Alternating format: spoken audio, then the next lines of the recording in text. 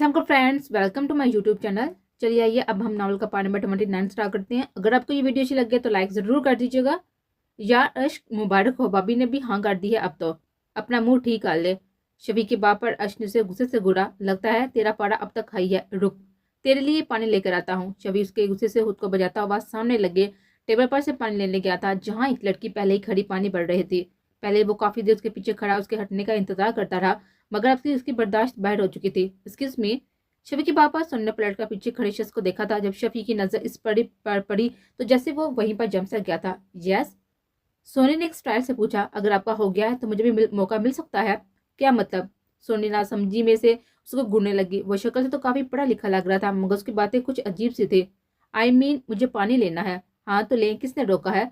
सोनी ने मुंह बनाते हुए कहा और फिर से अपने काम में मसरूफ हो गई थी। मैम आप यहाँ से हटेंगी तो मैं कुछ लूंगा ना।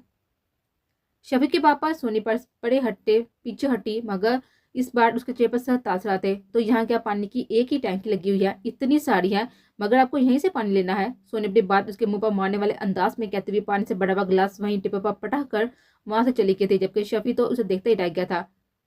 तो पानी लेने क्या था या फिल्टर करने? यार अजीब लड़की है, शबी ने मुंह बनाते हुए कहा, जिस पर अश्क वाले नजर से उसको देखने लगा। कौन लड़की? अबे पता नहीं कौन थी, इतना रोब दिखाकर जो आप मुंह पर मारकर चली गई है। शबी की बात पर नजरअंदाज करते हुए अश्क की नजर अब किसी की मुंतजिर थी, मगर वो कहीं भी नजर नहीं आ रही थी, या शायद उसकी नजर अब तक पहुंच नहीं पाई थी। निकाह होते ही सब दुल्हा दुल्हन को साथ बिठा दिया। अशफाक अब शादिया को महरम हो चुका था। उसे अपने महल के साथ बैठकर एक अजीब सी खुशी में एक अजीब सा एहतराम महसूस हो रहा था, मगर अश्क ने एक नजर से देखकर नजरों का जाविया ही बदल लिया था। अभी वह मस्जिद भाई की तरफ देखता जब उसके कानों में एक सुरीली सी आवाज सुनाई देने लगी। चलो चलो लड़कियों आ जाओ सब। सोनी तमाम लड़कियों को साथ लाकर दूल्हा दुल्हन के सोफे के पास बैठ गई, जहाँ सब लड़कियां गाना गाने लगी। सोनी को देखकर अश्क के लबों पर एक दिल छू लेने वाली मुस्कुराहट आई, जिसे वो काबू न कर सका। कोई इतना हसीन कैसे हो सकता है? उसका दिल अब तक यही कहे जा रहा था। यहाँ बहुत सारी लड़कियां थी, मगर अश्क और शफी की नजर सिर्फ सोनी पर थी, क्योंकि वह सबसे अलग अलग सी थी। उसका मासूम सा चेहरा, जिस पर हल्का सा मेकअप, बड़ी बड़ी आंखें, उसके नाजुक से लबों पर मुस्कुराहट, कोई भी आसानी इस मासूम से लड़की के सहर में जकड़ सकता था। दूल्हा भाई नेक। होश तो तब पाया जब सोनी उठकर अश्क के पास आई। वो नासमझी से उसको देखने लगा। अरे नेक! इसकी बात पर अम्मा जान भी हंसने लगी। बेटा नेक दुल्हन की बहन का हक होता है। अम्मा जान की बात पर अश्क सोनी को देखने लगा। चले ना जल्दी निकाले ताकि हम अपनी प्यारी सी दुल्हन को आपका दीदार करा सके। अश्क उसकी बात से कोई फर्क नहीं पड़ रहा था, वो तो बस उसे देखकर मुस्कुराया जा रहा था, जैसे उसे इसके अलावा कुछ और दिख ही न रहा हो। जीजो जी। सुन ने जब उसका हाथ पकड़ा तो जैसे उसके दिल में एक अजीब सा शोर मचा था, जैसे उसके दिल की धड़कनें तेज होने लगी थी। सोनी भी मुस्कुराने लगी। सुन ने हल्दी की थाली में रखा हुआ एक दाका निकाल कर अश्क के हाथ पर बांधा। नेक दे ना। अच्छा जी, तो सोनी साहिबा को नेक चाहिए हमसे? अश्क की बापा सुन ने जल्दी से हामिद सर हिलाया तो अश्क मुस्कुराने लगा। तो हुक्म करे, कितना नेक चाहिए आपको? अबे पागल है, पूछ क्यों रहा है? ऐसे दे दे 10-20 हज़ार। शफी जो अश्क के बराबर में खड़ा काब इन दोनों की गुफ्तगू सुन रहा था, अब अश्क के कान में बोलने लगा, जिस पर सोनी उसको घूरने लगी। एक्सक्यूज मी, आपको किसने इजाजत दी बीच में बोलने की? सोनी ने आंखें छोटी किए हुए दांत बीचते हुए पूछने लगे। Excuse me. शफी खान को किसी की इजाजत की जरूरत नहीं है, मैं दोस्त हूँ उसका, मेरा फर्ज है उसे गाइड करना। शफी ने भी उसी के अंदाज में कहा, जिस पर सोनी मुंह बनाते हुए घूरने लगी। नहीं नहीं, ये चीटिंग है। ओ मैडम, क्या चीटिंग है? हाँ, मुश्किल में दोस्त का साथ देना कौन सी चीटिंग है? इन दोनों की बहस शुरू हो गई, जिसको तमाम लोग बहुत इंजॉय कर रहे थे, जबकि शफी तो बस सोनिया को ही देखे जा रहा था। उसका हंसना, उसका गुस्सा करना, उसकी बड़ी बड़ी आंखों से देखना, सब कुछ वो अपनी नजरों से अपने दिल में उतार रहा था। जीजू आप नेक दे रहे हैं या मैं बज्जू को अंदर ले जाऊं? शफी की मसलसल बहस से बेजार होकर सुन गुस्से से कहा, जिस पर शफी के मुंह को ताला लग गया था, क्योंकि वो वाकई बहुत गुस्से में आ चुके थे। अरे आप नाराज ना हो, आप बताएं कितना नेक चाहिए, मैं दे दूंगा, प्रॉमिस। अश्का लहजा देखकर शफी हैरान हुआ, क्योंकि इस कदर नरम और दिमा और मिठास भरे लहजे में तो उसने कभी अपनी अम्मा जान से बात नहीं की, मगर आज पहली बार वो किसी से इतनी नरम मिजाजी से पेश आ रहा था। प्रॉमिस? पक्का प्रॉमिस? जी हाँ। अशफाक अहमद अपनी बात से कभी नहीं फिरता। अश की बात पर सोनी मुस्कुराती हुई अपनी सहेलियों की तरफ गई और उनसे कुछ डिस्कस करने लगे। अबे क्या हो गया है तुझे? चुप रह प्लीज। शफी को चुप कराता हुआ वो सोनी का मुंतजिर था। हमने बहुत डिस्कस किया तो बहुत मुश्किल से ये डिसाइड हुआ है कि आपको अपनी दुल्हन को देखने के लिए सिर्फ और सिर्फ 3 लाख रुपए देने होंगे। बस? सोनी की डिमांड पर तमाम मेहमान साथ ही उसके पापा जान और शाजिया भी हैरान रह गए, मगर झटका तो तब लगा जब अश के मुंह से निकला हुआ लफ्ज सुना। बेटा ये बहुत अदा। बाबा जानी की बाबा सोनी संजीदगी से उनको देखने लगे और फिर अश को, जैसे उसे वाकई कोई गलत बात कह दी हो। चले फिर कम कर देते हैं, आप बस लाख रुपए दे दे। सोनी का तुरवा मुंह देख कर तो जैसे अश को उसके बाबा पर गुस्सा ही आने लगा था। आखिर वो उसे उदास कैसे कर दे सकता था? नहीं, आपको मैं इतना ही नेक दूंगा जितना आपने कहा है। नहीं जीजो, मैंने गलती से कह दिया था, अब बस ₹1,00,000 दे दें, काफी है। यानी आप मेरी बात नहीं मानोगे? अर्श की बात पर सोनी ने सर उठाया। अच्छा चले ना आपके ना मेरे, आप बस ₹1,50,000 दे दें। नहीं तो फिर जो आपको ठीक लगेगा दे दे, मैं रख लूंगी। इस बार सोनिका काफी ज्यादा उदास हो गई थी। इस बार अर्श के दिल में एक अजीब सा तूफान उठ रहा था। पक्का मैं जितना आपको दूंगा आप रख लेंगे? जी हाँ जीजो। ओके। अर्श ने जेब में हाथ डाला और जेब से हजारों वाली 5 गड्डियां निकाली। उसका नाजुक सा हाथ थाम उसकी हथेली पर रखती। ये ले आपका ने। जीजो ये तो बहुत ज्यादा है, आप प्लीज 3 लाख ना दें, 2 ही दे दे। ये पूरे 5 लाख है और ये ना सिर्फ आपका नेक है बल्कि आपके एहतराम का, आपके एहलाक का, आपके प्यार का तोहफा है, इसलिए लेने से इनकार ना करें, रख ले, वरना मैं समझूंगा कि आपकी नजर में मेरी कोई अहमियत नहीं। अर्श की पापा सोनी ने पहले बाबा जान फिर अम्मा जान की तरफ देखा तो अम्मा जान ने भी हाँ में सर हिलाया। थैंक यू सो मच जीजू, आप बहुत अच्छी हैं। सोनीप्रिय बात मुकम्मल करके अपनी सहेलियों के साथ चली गई थी, जबकि शफीक उसे जाता हुआ देख रहा था। कुछ ही देर में मेहंदी की तमाम रस्में मुकम्मल हुई और वो लोग वापस अपने घर को रवाना हो गए। वो लोग शाम में काफी देर तक आउटिंग बांटे। इन दोनों ने साथ में बहुत सारी तस्वीरें बनाई, फिर शॉपिंग की और रात का खाना भी उन्होंने बाहर ही खाया था। वो लोग वापस घर आ रहे थे जब ऋषा को याद आया कि वो अपना शॉपिंग बैग तो वहीं रेस्टोरेंट में भूल आई है। आई थिंक हम वहां पर बैठे हुए थे। हाँ शेरा, मगर वहां तो कोई बैग नहीं पड़ा। रुको मैं काउंटर से मालूम करके आता हूँ, तुम यहाँ पर बैठ जाओ। शेराम उसे वहीं पर बिठाकर खुद काउंटर पर चला गया था। जी सर, आपके जाने के बाद हमने ये आपके मान को महफूज कर दिया था, बस अभी ला कर देते हैं। Okay thanks. शेराम वहीं पर खड़ा इंतजार करने लगा और वो इतरात में नजर दुराई रेस्टोरेंट का जायजा ले रहा था जब नजर सबसे कोने वाले टेबल पर गए जहाँ 2 लड़के बैठे मसलसल अरीशा को घूरे जा रहे थे, मगर अरीशा अपनी धुन में बैठी सामने वाले टेबल पर मौजूद कपल के साथ बैठे एक 9 माह के प्यारे से बच्चे को देखे जा रही थी। सर आपका बैग। वेट। पल में शेराम के चेहरे के तासर बदलने लगे थे। उसका अंदर का वो कड़वा उसके अंदर का वो कड़वा जहरीला बीज झागने लगा था। वो बड़े बड़े कदम उठाता हुआ अरीशा के बराबर से गुजर कर कोने वाले टेबल की तरफ गया था। जब अरीशा ने शेराम को पास से जाते देखा तो नासमझी से उसको देखने लगी। यार क्या लड़की है, पूरे कराची बल्कि पूरे पाकिस्तान में ऐसी बच्ची नहीं देखी, एक लड़की ने हंसते हुए कहा। Damn it hot pretty girl. अभी दूसरा लड़का मजीद कुछ कहता जब शेराम बिल्कुल उसके सामने आकर खड़ा हुआ। वो इन लुच्चे लड़कों के घटिया अल्फाज बआसानी सुन चुका था। ये अल्फाज अपने मुंह से कैसे निकाले? एक्सक्यूज मी, मैंने पूछा ऐसे अल्फाज अपने मुंह से कैसे निकाले? पहले तो उसका लहजा साथ मगर आवाज हल्की थी, मगर इस बार उसकी आवाज सुनकर पूरा रेस्टोरेंट इधर मतवज्जो हो गया था, जबकि अरीशा को समझ नहीं आ रहा था कि शेराम उनसे ऐसे क्यों कह रहा है। ओह अच्छा, उस लड़की के बारे में? क्यों, तुझे उससे क्या? हम जो भी कहें। उनमें से पहले वाले लड़के ने कहा तो शेराम ने झटके से उसकी गर्दन रोड़ी और उछाल कर दूर फेंका। अबे साले, तेरी ये जुर्रत, रुक तेरी चर्बी उतारता हूँ। आगे बढ़कर शेराम पर हमला करता जब शेराम ने एक ही हाथ से उसे काबू किया तो वहां खड़े तमाम लोग हैरान हो गए, जबकि अरीशा तो मुंह पर हाथ रख के उसे देखने लगी। उतार चर्बी। शेराम के बापा उसकी शक्ल देखने लगा। उतारना। शेराम के बापा वहां पर खड़े सारे लोग हैरान रह गए। शेराम ने एक ही हाथ का पंच मारकर उसके मुंह पर दे मारा था, जिससे उसके दांतों से खून निकलने लगा, मगर उसने उछालकर उसे भी दूर फेंक दिया। व्हाट आर फाइट यार। रिसेप्शन में मौजूद शख्स जिसके हाथ में अरीशा का शॉपिंग बैग था वो वहां से बाहर निकलकर अरीशा की तरफ आया और उसे बैग दिया। चलो यहाँ से। शेहराम ने अरीशा का हाथ थामा और उसे अपने साथ लेकर रेस्टोरेंट से बाहर आ गया। शेहराम, ये क्या था? शेहराम उसकी बात को नजरअंदाज करता हुआ उसे घर में बिठाकर खुद ड्राइविंग सीट पर बैठ गया और गाड़ी स्टार्ट करके ड्राइव वेट करने लगा।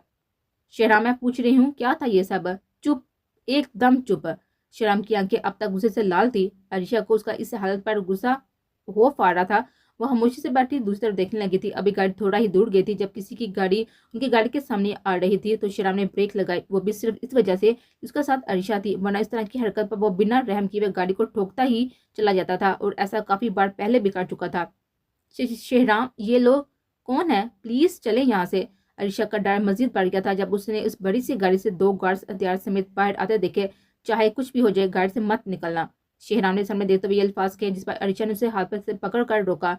शेहराम प्लीज मत जाओ, मुझे बहुत डर लग रहा है, ये लोग कुछ कर देंगे। कुछ नहीं होगा मुझे। शेहराम उसका हाथ हटाते हुए वहां से जाने लगा। शेहराम प्लीज, अगर आप मुझसे प्यार करते हैं तो ना जाएं। इस बार शेहराम ने एक नजर अरीशा को देखा। उसका पूरा वजूद पसीने से शराबूर हो चुका था। चेहरे पर अजीब किस्म का डर था, आंखों आंसू निकल रहे थे। मुझे जाने दो, मैंने कहा ना कुछ नहीं होगा। फिर क्यों डरती हो? कितना प्यार करती हैं आप मुझसे? जैसे ही उसने दरवाजा खोला और बाहर निकलने लगा, अरीशा के नरम लहजे में पूछे गए सवाल पर उसके कदम रुके। दिल निकाल कर दिखा सकता हूँ। शर्म की आंखों में वो एक अजीब सी दीवानगी देख रही थी, मगर जब सामने नजर पड़ी तो वो मजीद डर गई थी। इन दोनों गार्ड्स के अलावा भी कोई और था जो गार्ड से निकल कर बाहर आ चुका था, कोई अमीर बिगड़ा हुआ शख्स जिसकी आंखों से वैसे टपक रही थी। शेहराम ने मजीद ताही किए बिना गाड़ी से उतरकर कदम आगे बढ़ाए। तुम्हारी हिम्मत कैसे हुई मेरी आदमियों पर हाथ उठाने की? उसकी आवाज से साफ वाजह हो रहा था कि वो शराब पीकर आया है। तुम्हारे कुत्तों की हिम्मत कैसे हुई अपने मुंह से ऐसे अल्फाज निकालने की? इस बात पर शेहराम ने उसे भी कहीं ज्यादा रोब दिखाया था, जिस पर अरीशा हैरान और परेशान गाड़ी में बैठी उसे देख रही थी। खत्म कर दो इसे। उस आदमी के कहने की देर थी जब इन दोनों गार्ड्स ने बंदूकों से शेहराम का निशाना बनाया, मगर शेहराम ने एक गार्ड को पकड़कर सामने काट दिया था। जिससे उस गार्ड का निशाना तो गलत हो ही गया था, मगर दूसरा गार्ड का निशाना बिल्कुल सही जगह पर लगा था। लेकिन गोली शेहराम के जिस्म पर नहीं बल्कि उसके दूसरे गार्ड के जिस्म पर लगी, क्योंकि शेहराम ने उसे पकड़कर सामने काट लिया था। गोली की आवाज से अरीशा के कान पर हाथ रख लिए। वो मजीद फायर करता जब शेहराम ने उसकी बंदूक के निशाने के समेत आसमान की तरफ काट दी थी तो वो गोली हवा में गायब हो गई। शेहराम ने इस गार्ड को इतना मारा कि उसका पूरा वजूद खून में लथपथ जमीन पर बोझ हो गया था। इस बात का फायदा उठाते हुए उस आदमी ने अपनी बंदूक निकाली और खुद गाड़ी की तरफ आया और गाड़ी का दरवाजा खोलकर अरीशा का हाथ पकड़ा। शेहराम शेहराम की नजर जब अरीशा सामने को पड़ी तो मानो जैसे उसके जिस्म में आग सी लग गई हो। और उसने अरीशा का हाथ पकड़ा तो पकड़ा कैसे? करीब मत आना। शेहराम के बढ़ते कदम को देखते हुए उसने अरीशा की कनपट्टी पर पिस्तौल रखी। करीब मत आना, मैं इस पर गोली चला दूंगा। वह शेहराम को डरा रहा था, और डरा भी किसको रहा था? जो खुद सबसे बड़ा डर था, जिससे बड़े बड़े गैंगस्टर्स डरते थे। करीब मत आना वरना तुझे गोली से उड़ा दूंगा। इस बार उसने पिस्टल का निशाना शेहराम की तरफ किया, मगर शेहराम बेफिक्र से चलता हुआ आगे बढ़ने लगा। अभी वो मस्जिद करीब आता जब उस आदमी ने गोली चला दी। शेहराम! अरीशा की चीख इस सुनसान जगह पर गूंजने लगी थी। अरीशा को अपनी सांसें रुकते हुए महसूस होने लगी। गोली शेहराम के बाजू पर लगी थी, मगर ना तो वो हिला और ना ही गिरा। वो मजीद आगे बढ़कर इस आदमी पर हमला कर गया और पिस्तौल दूर उछालकर उसे उसकी गाड़ी से के अंदर ले गया। शेहराम! अरीशा के लिए अब वहां खड़ा रहना मुश्किल हो गया था। उसे अपना वजूद बेजान होता हुआ महसूस हो रहा था। वो कार के सहारे वहां खड़ी रही। इस सुनसान जगह पर उसे मजीद खौफ आ रहा था। उसकी नजर शेहराम की मुंतजिर थी, मगर जब उसके घर में से शेहराम बाहर आया, शेहराम ने एक झटके से उसके हाथ को दूर फेंका। शेहराम उसके बिल्कुल करीब आ चुका था। मेरी जान, तुम मुझसे पूछ रही थे ना कि मैं तुझसे कितना प्यार करता हूँ। मैंने कहा था ना कि मैं दिल निकाल कर दिखा सकता हूँ। अब आ गया यकीन? शेहराम की मुट्ठी में उस आदमी का दिल था। अरीशा को अपनी आंखों के सामने अंधेरा सा महसूस होने लगा। पल भर में वो वहीं खड़ी खड़ी जमीन पर गिरने लगी थी, जिस पर शेहराम ने इस दिल को जमीन पर फेंका और अरीशा को अपने सीने से लगाया। Arisha, my beauty queen! वो बेहोश हो चुकी थी जबकि शेहराम उसे यूं ही अपने सीने से लगाए हुए उस गाड़ी के अंदर ले गया था।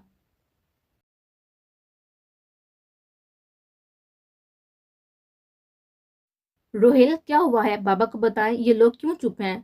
रिलैक्स माही, प्लीज, इन्हें कुछ नहीं हुआ, वो बिल्कुल ठीक है। माही इस मुलाजिम को फोन पर गुफ्तगू करते हुए दे चुकी थी, जिस पर वो रिजवान की तबीयत पूछ रहा था। नहीं रोहेल, बाबा को कुछ हुआ है। खुदारा मुझे बताएं, मेरे बाबा को क्या हुआ है? माही, वो कल तक घर वापस आ जाएंगे। आपको कैसे पता? आपने तो उन्हें बचपन में देखा था ना, आप कैसे जानते हैं उनके बारे में कि वो कब तक वापस आएंगे? माही के सवाल पर रोहेल खामोश हो गया था, क्योंकि वो कैसे बताता उसके कि उसके बाबा उनके मिशन में साथ है। तुमने पूरी बात नहीं सुनी होगी। इस मुलाजिम ने यह भी कहा था कि वो कल तक आ जाएंगे। रोहिल, बस कर दें, आप क्या छुपा रहे हैं मुझसे? माही, क्या हो गया है? मैं क्या छुपाऊंगा? हाँ, तो फिर मुझे बात करने देना बाबा से, मैं काल मिलाता हूँ। माही, अभी नहीं, अभी बहुत रात हो गई है, सो जाओ। नहीं, मुझे अभी बात करनी है। माही प्लीज, मैंने कहा ना। तो नहीं तो नहीं। ये शायद इन 2 महीनों में पहली बार हुआ था जो रोहेल ने माही के साथ सख्त लहजा इख्तियार किया था। माही नासमझी से उसे देखने लगी, जबकि रोहेल आंखें बंद किए अब पछता रहा था। माही सुनो, हाथ मत लगाए मुझे। माही उसे खुद से दूर करती हुई वहां से ऊपर अपने कमरे में जाने लगी, जबकि रोहेल भी उसके पीछे पीछे, मगर वो अंदर जाकर दरवाजा बंद कर गई। माही, दरवाजा खोलो। नहीं, चले जाएं यहाँ से आप। Mahi please, I said open the door. Never. अच्छा सुनो, मैं सच बताता हूँ। मैं और आपके बाबा एक दूसरे को जानते हैं। इस वक्त वो बहुत अहम मिशन पर बिजी हैं। इस वक्त उन्हें तंग करना ठीक नहीं है। वो आज काफी देर रात को यहाँ पहुंचेंगे। उन्हें थोड़ी सी चोट आई है। कल सुबह होते ही मैं तुम्हें उनसे मिलवाने ले जाऊंगा हॉस्पिटल। रोहेल के बताने पर की देर थी जब माही ने झट से दरवाजा खोला तो रोहेल उसके पास आया। ऐसे कैसे मुमकिन है रोहेल? माही, वक्त आ गया है, तुम सब सच जान जाओ। क्या सच? क्या कुछ और भी बाकी है? माही के बाबा रोहेल ने दरवाजा बंद किया और उसे बेड पर बिठाया और खुद उसके बराबर में आ बैठा। माही, मैं तुम्हारे डैड को बचपन से जानता हूँ, और वो भी मुझे। इनफैक्ट हमारी बात बचपन से ही तय हो चुकी थी, और इन्हीं की इजाजत पर मैं तुमसे मिलने आया करता था, और हमारा निकाह भी उन्हीं के कहने पर हुआ था। माही हैरान और परेशान उसकी बातें गौर से सुन रही थी। आहर, ये किस किस्म का खेल है? माही, ये कोई खेल या मजाक नहीं है। अब मैं जो बता रहा हूँ वो तुम्हें बहुत ध्यान से सुनना और समझना पड़ेगा, ताकि कल जब अरीशा किसी मुश्किल में हो तो तुम उसे सहारा दे सको, उसे समझा सको, उसे यकीन दिला सको। अरीशा? अरीशा इस सब में कहाँ से आ गई? माही सुनो, इन सब से अरीशा का बहुत गहरा ताल्लुक है। तुम्हें याद है ना, जब अरीशा तुर्की से वापस नहीं आई थी और फिर उसके डैड ने कह दिया था कि वो सेफ है। हाँ रोहिल, मुझे याद है। वो गलती कहाँ थी, झूठ कहाँ था। वो आदमी सिर्फ बिजनेसमैन नहीं बल्कि विलन भी है। व्हाट, क्या मतलब? माही को रोहिल की एक बात की कुछ समझ नहीं आ रही थी। माही, मतलब कि अरीशा के डैड यानी कि शफकत साहब जो गैंगस्टर के लिए काम करते हैं, वो डॉन से मिले हुए हैं। क्या? रोहिल, ये आप क्या कह रही हैं? डॉन तो वही है ना जिसकी वजह से मेरी मॉम, और आप क्या कह रही हैं कि अरीशा के डैड उनसे मिले हुए हैं? माही को रोहिल की बात का बिल्कुल भी यकीन नहीं आ रहा था। आई नो तुम्हें ये बहुत सब अजीब लग रहा है, मगर यही सच है माही। सिर्फ तुम्हारी मॉम ही नहीं बल्कि इन सब ने मिलकर बहुत सी मासूम जानों का बेदर्दी से कत्ल किया है। मैं तुम्हें ये सब कभी ना बताता, मगर मजबूरी है। अरीशा तुम्हारी दोस्त है, तुम्हें उसे संभालना होगा। अगर तुम ये सब जानती होगी, इन सब बातों पर भरोसा रखती होगी, तभी तुम उसे सही गलत का यकीन दिलाओगी ना। माही बिना कुछ कहे अब रोहिल की एक बात गौर से सुन रहे थे। माही, तुम्हें अपने बचपन के कुछ पल तो याद होंगे ही ना। तुम्हारी बर्थडे जिसमें तुम्हारे बाबा के दोस्त भी आए थे, जहाँ जेब नामे, याद आया तो कुछ? हाँ, मुझे कुछ ज्यादा नहीं याद, मगर वो बाबा के सीनियर थे और बेस्ट फ्रेंड भी, और वो बर्थडे में आए थे। उनकी पिक्स भी है मेरे पास, मेरे एल्बम में। फिर उन्होंने घर पर आना भी छोड़ दिया। मगर आप कैसे जानते हैं उन्हें? माही, वो मेरे डैड थे। एक दर्द बड़ी मुस्कुराहट रोहेल के लबों पर आई थी। हाँ माही, वो डैड थे मेरे, मगर वो तो इंस्पेक्टर, हाँ वो पुलिस में थे, सीनियर थे, मगर डॉन ने उन्हें मार दिया। फिर उनकी जगह तुम्हारे बाबा को मिले थे। मगर रोहेल, उनके तो दो बेटे थे ना। हाँ, मैं और मेरा बड़ा भाई सोहेल। तो सोहेल भाई कहाँ है अब? उन्हें तो बाबा से भी पहले खत्म कर दिया गया था। मेरे बाबा अपने एक और बेटे को खोना नहीं चाहते थे, इसलिए उन्होंने मुझे वहां से भगा दिया।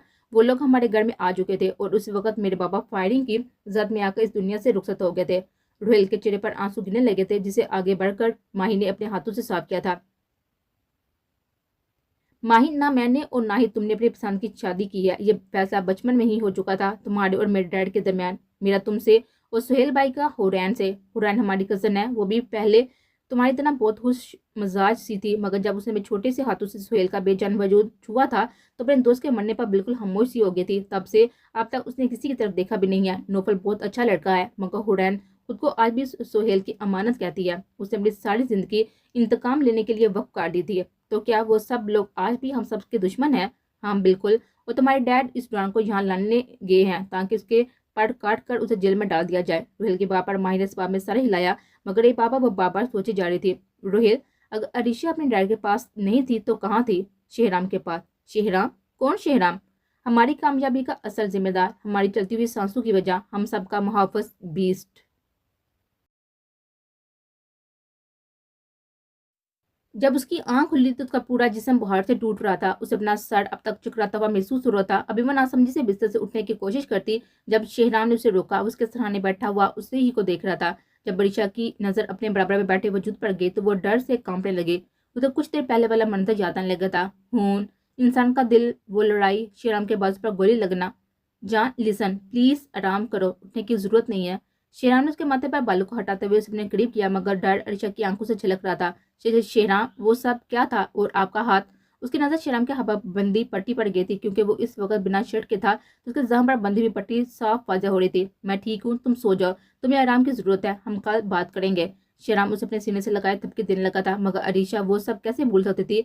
कुछ देर वो यूं ही उसके सीने पर लगी लेटी रही, मगर फिर सोचों में गुम हो गई। उसे पता ही ना चला कि उसे कब नींद अपने आगोश में ले लिया था। मुझे माफ कर दो जान, मैं तुमसे झूठ नहीं बोल सकता। कल तुम्हें सब कुछ पता चल जाएगा, सब कुछ। फिर उसके बाद जो तुम्हारा फैसला होगा मुझे मंजूर होगा। शेहराम को बस कल का इंतजार था। फिर बहुत कुछ वो सामने लाने वाला था, शायद बहुत कुछ वो खोने वाला भी था।